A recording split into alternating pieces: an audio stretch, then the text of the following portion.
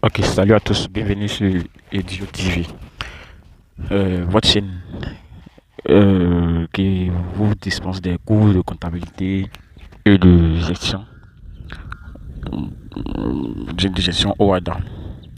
Aujourd'hui, nous allons vous présenter une nouvelle vidéo, mais sachant que sur la chaîne YouTube Edio TV, vous avez la possibilité de mettre vos préoccupations en commentaire ou de nous contacter WhatsApp, via WhatsApp ou bien de nous contacter sur notre page YouTube et notre page Facebook.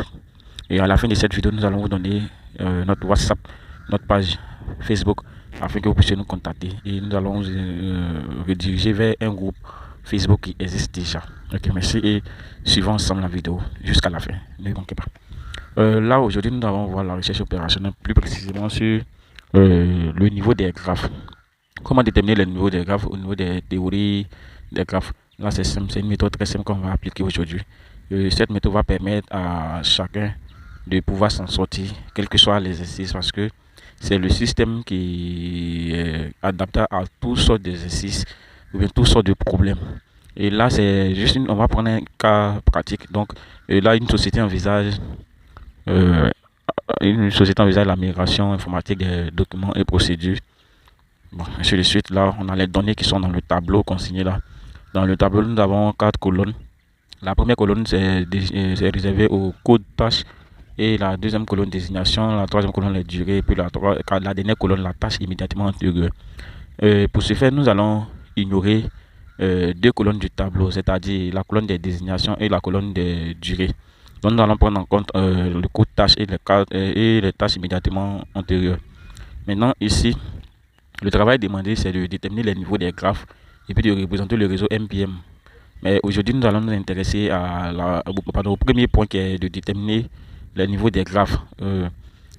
Pour déterminer le niveau des graphes, c'est simple. Et on va juste utiliser une méthode qui est de barrer les tâches qui n'ont pas de tâches immédiatement antérieures. C'est-à-dire, quand on regarde dans le tableau, il y a des tâches qui n'ont pas de tâches immédiatement antérieures. Ne vous inquiétez pas, je vais faire les captures du tableau au fur et à mesure pour que vous puissiez vous retrouver mieux.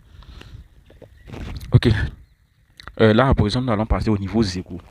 Pour le niveau 0, vous voyez le code tâche A. Quand vous regardez dans la deuxième colonne qui est tâche immédiatement antérieure, vous allez voir que il y a juste un tiret pour dire que le code tâche A n'a pas de tâche immédiatement antérieure. Automatiquement, le code tâche A devient notre niveau 0. Donc le niveau 0, c'est la tâche A. Donc pour passer au niveau 1, qu'est-ce qu'on va faire? Nous allons barrer simplement la tâche A, que ce soit au niveau du code tâche et au niveau des tâches immédiatement antérieures. Donc, les tâches qui n'auront plus de tâches immédiatement antérieures automatiquement deviennent le niveau suivant. C'est comme ça va fonctionner. Je ne sais pas si vous comprenez, mais au fur et à mesure, vous allez voir. Comme je dis, nous allons ignorer deux colonnes du tableau. On va utiliser le code tâche et puis les tâches immédiatement antérieures. Et là, quand on va passer au niveau 1, vous allez voir. Tout à l'heure, au niveau 0, on a dit simplement que c'est le code tâche A. C'est pourquoi vous voyez que au niveau des tâches immédiatement antérieures, j'ai coloré A en rouge. B c'est A, C c'est A et D c'est A. C'est consigné dans le grand tableau. Donc, ici, on voit que lorsqu'on bat A dans B, C, D, ils n'ont plus de tâches immédiatement antérieures. Automatiquement, B, C, D deviennent le niveau 1. Et c'est comme ça qu'on va faire au fur et à mesure. Vous avez vu que la tâche et le code tâche A ne figure plus dans le tableau. Juste simplement, il est barré. Donc, quand on va passer au niveau 2, nous allons barrer B, C, D, que ce soit au niveau des codes tâches et au niveau des tâches immédiatement antérieures. Mais je vais présenter juste simplement les codes tâches qui seront prises en compte au fur et à mesure. En fait, à chaque niveau, les codes tâches et les tâches immédiatement antérieures à barrer, ou bien ces codes tâches, on va tout présenter et vous allez suivre au fur et à mesure avec. Et là, on va passer au niveau 2. En ce qui concerne le niveau 2, bon là c'est pas compliqué puisque nous venons de voir le niveau 1 qui est B, C, D. Tout simplement nous avons barré les tâches immédiatement antérieures A. Et lorsque nous passons au niveau 2, B, C, D deviennent nos tâches immédiatement antérieures. Donc lorsqu'on prend les codes tâches, on a E, F, G, H. En fait, on a pris E, F, G, H parce que c'est dans ces quatre codes tâches là que nous avons les tâches B, C, D simplement.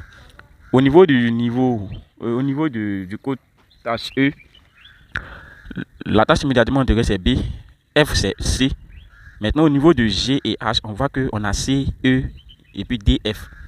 Vous voyez que là j'ai mis en rouge C, D parce que à ce niveau là, les C et puis les D sont barrés. Mais les E et puis F ne sont pas barrés. Du coup, vous allez voir que notre niveau 2, ça sera simplement les codes tâches E, F. Parce qu'au niveau des codes tâches E, F, nous n'avons plus de tâches immédiatement antérieures après avoir barré B, C. Donc, automatiquement, pour le niveau 3, vous allez voir que GH seront nos niveaux 3. Parce que au niveau du niveau 3, nous serons obligés de barrer EF. Puisque c'est EF qui est devenu notre niveau 2. Donc, automatiquement, quand on passe au niveau suivant, EF devient tâche immédiatement antérieure. Je ne sais pas si vous suivez comme cela. Donc, on a B, C, D qu'on doit barrer au niveau 2. Lorsque nous barrons B au niveau du code tâche E, il ne nous reste rien. Donc, E, comme si vous voulez, B est qualifié comme niveau 2. Maintenant, au niveau de F, lorsqu'on barre C, il ne nous reste plus rien. Donc, F aussi est qualifié. Du coup, le niveau 2, nous avons les éléments, les codes tâches E, F. Et quand nous passons au niveau 3, là, nous allons barrer EF, qui sont nos tâches immédiatement antérieures, c'est-à-dire des tâches précédentes si vous voulez. Et comme ces D ont été barrés au niveau 2, il va nous rester simplement à barrer EF. C'est pourquoi j'ai juste mis en couleur vert pour dire que il n'y a plus de tâches à ce niveau. Lorsque je mets la couleur carrément, c'est-à-dire qu'à ce niveau, il n'y a plus rien. Donc, c'est GH qui devient notre niveau 3. Et au niveau pour la détermination du niveau 4, nous allons barrer simplement GH. Au niveau des I, on a les tâches GH, J aussi GH, L aussi GH. Donc vous voyez qu'au niveau 4, nous aurons des codes tâches comme I, J, L. Donc c'est I, J, L qui devient notre niveau 4. Et quand on va passer au niveau 5, nous allons barrer I, J et L. Ce sont ces trois qui seront barrés dans les tâches immédiatement antérieures comme dans les codes tâches. Et lorsqu'on bat I, J, L, c'est-à-dire que là où on a I, J, L, on a K et puis M. Mais c'est K seulement qui a été annulé automatiquement, c'est-à-dire au niveau des K, il n'y a plus de tâches immédiatement intégrées parce qu'on a barré I, J. Mais au niveau des M, on a K, L, mais c'est L qui sera barré et il va nous rester seulement K. Donc notre niveau 5, ça sera le code tâche K. Et lorsqu'on va passer au niveau 6, nous allons barrer simplement notre tâche immédiatement antérieure qui sera qui est K. Donc vous voyez un peu. Alors donc à ce niveau, c'est le code K, le code tâche K qui devient notre niveau 5. Puisque lui il est barré carrément. C'est une tâche, il n'y a plus de tâches antérieures. Donc on va passer au niveau 6.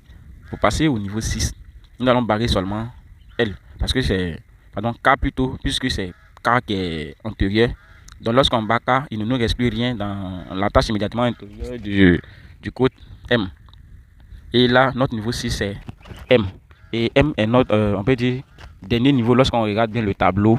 Et il y a un dernier niveau à chaque fois qu'il faut mentionner, c'est le niveau fin. C'est-à-dire que nous quittons de niveau 0 jusqu'à la fin. Et fin fait partie des codes, des différents niveaux. Lorsque vous ne prenez pas fin en compte, c'est-à-dire que vous n'êtes pas encore arrivé au bout de l'épreuve, au bout du projet. Donc le niveau 7 c'est fin.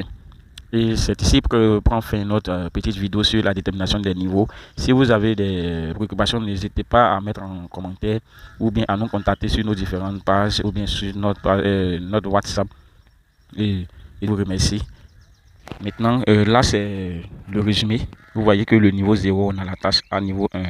Nous avons B, C, D. Le niveau 2, on a E, F. Niveau 3, on a G, H. Niveau 4, on a I, J, L. Et le niveau 4, on a K. Niveau 5 plutôt K. Niveau 6, M. Niveau 7, fin.